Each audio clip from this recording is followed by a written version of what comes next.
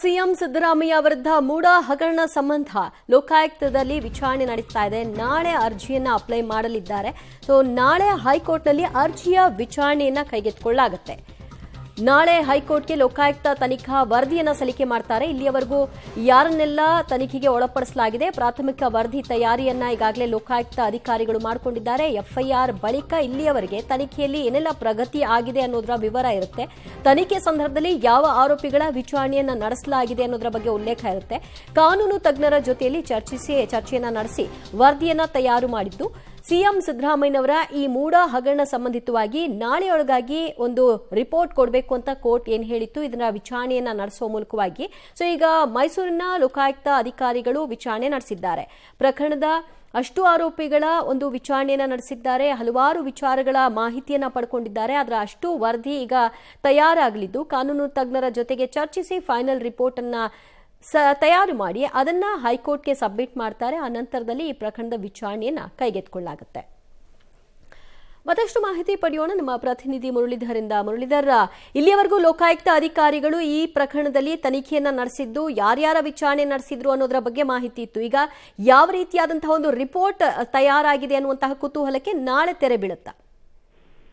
ಖಂಡಿತವಾಗಿದ್ದೀವಿ. ಯಾಕಂದ್ರೆ ಪ್ರಮುಖವಾಗಿ ಈ ಪ್ರಕರಣಕ್ಕೆ ಸಂಬಂಧಪಟ್ಟಂತೆ ಈ ಪ್ರಕರಣವನ್ನ ಸಿಬಿಐಗೆ ವಹಿಸಬೇಕು.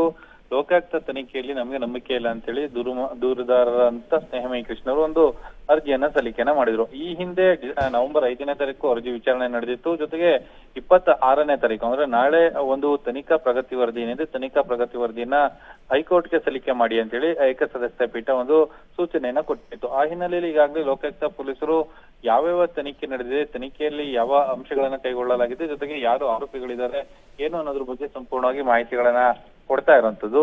ಬಹುತೇಕ ಈ ಮೂಡ ಹಗರಣದಲ್ಲಿ ಸಿಎಂ ಅವರ ಪಾತ್ರ ಇರ್ಬೋದು, ಅವರ ಪತ್ನಿಯವರ ಪಾತ್ರ ಇರ್ಬೋದು, ಅದರ ಬಗ್ಗೆ ಮಾಹಿತಿಗಳನ್ನ ಕೊಡ್ತಾರಾ ಅಥವಾ ಈ ಪ್ರಕರಣದ ತನಿಖೆ ಯಾವ ಹಂತಕ್ಕೆ ತಲುಪಿದೆ ಅನ್ನೋದ್ರ ಬಗ್ಗೆ ಮಾಹಿತಿ ಕೊಡ್ತಾರ ಅನ್ನೋದ್ರ ಬಗ್ಗೆ ಸಾಕಷ್ಟು ಕುತೂಹಲ ಇರುವಂತದ್ದು. ಯಾಕಂದ್ರೆ ಜಸ್ಟಿಸ್ ನಾಗಪ್ರಸನ್ನ ಅವರ ಬೆಂಚ್ ನಲ್ಲಿ ಈ ಅರ್ಜಿ ವಿಚಾರಣೆ ಬರ್ತಾ ಇರುವಂತದ್ದು. ಯಾಕಂದ್ರೆ ಪ್ರಾಸಿಕ್ಯೂಷನ್ ಅನುಮತಿ ವಿಚಾರವೂ ಕೂಡ ಜಸ್ಟಿಸ್ ನಾಗಪ್ರಸನ್ನ ಅವರ ಬೆಂಚ್ ಅಲ್ಲೇ ಒಂದು ಆದೇಶ ಆಗಿದ್ದಂಥದ್ದು. ಆ ಹಿನ್ನೆಲೆಯಲ್ಲಿ ಲೋಕಾಯುಕ್ತದ ವರದಿ ಮೇಲೆ ಸಾಕಷ್ಟು ಕುತೂಹಲ ಇದೆ. ಅದನ್ನ ಶೀಲ್ಡ್ ಕವರ್ ಮುಚ್ಚಿದ ಲಗೋಟೆಯಲ್ಲಿ ಕೊಡ್ತಾರೆ ಆದ್ರೂ ಹೊರತು ಅದು ಪಬ್ಲಿಕ್ ಡೊಮೈನ್ಗೆ ಬರೋದಿಲ್ಲ. ಆದ್ರೆ ಒಂದಷ್ಟು ಮಾಹಿತಿಗಳಂತೂ ಕೋರ್ಟ್ ನ ವ್ಯಾಪ್ತಿಯಲ್ಲೇ ಬರುವಂತದ್ದು. ಲೋಕಾಯುಕ್ತ ಪೊಲೀಸರ ತನಿಖೆ ಯಾವ ಹಂತಕ್ಕೆ ಹೋಗಿದೆ ಮತ್ತು ಯಾರನ್ನ ವಿಚಾರಣೆಗೆ ಒಳಪಡಿಸಿದರೆ ಮತ್ತು ಸಾಕ್ಷಿಗಳನ್ನಾಗಿ ಯಾರನ್ನ ಪರಿಗಣಿಸಿದರೆ ಎಲ್ಲಾ ಮಾಹಿತಿಗಳು ಕೂಡ ಬರುವಂತದ್ದು. ಈಗಾಗಲೇ ಕಾನೂನು ತಜ್ಞರ ಜೊತೆಯಲ್ಲಿ ಒಂದಷ್ಟು ಚರ್ಚೆಯನ್ನ ಮಾಡಿದ್ದಾರೆ. ಬಹುತೇಕ ಸಂಜೆ ಒಳಗಾಗಿ ಎಜಿ ಅಡ್ವೊಕೇಟ್ ಜನರಲ್ ಏನಿದ್ರೆ ಅವ್ರಿಗೆ ವರದಿಯನ್ನ ಕೊಡುವಂತ ಸಾಧ್ಯತೆಗಳಿದ್ದಾವೆ. ಅದಾದ ಬಳಿಕ ನಾಳೆ ಕೋರ್ಟ್ ನಲ್ಲಿ ಅರ್ಜಿ ವಿಚಾರಣೆಗೆ ಬಂದ ಸಂದರ್ಭದಲ್ಲಿ ಈ ಮಾಹಿತಿಗಳನ್ನೆಲ್ಲ ಕೂಡ ಕೋರ್ಟ್ಗೆ ರವಾನೆ ಮಾಡುವಂತದ್ದು. ದಿವ್ಯಾ, ಥ್ಯಾಂಕ್ ಯು ಮುರಳೀಧರ್ ನಿಮ್ಮೆಲ್ಲ ಮಾಹಿತಿಗೆ.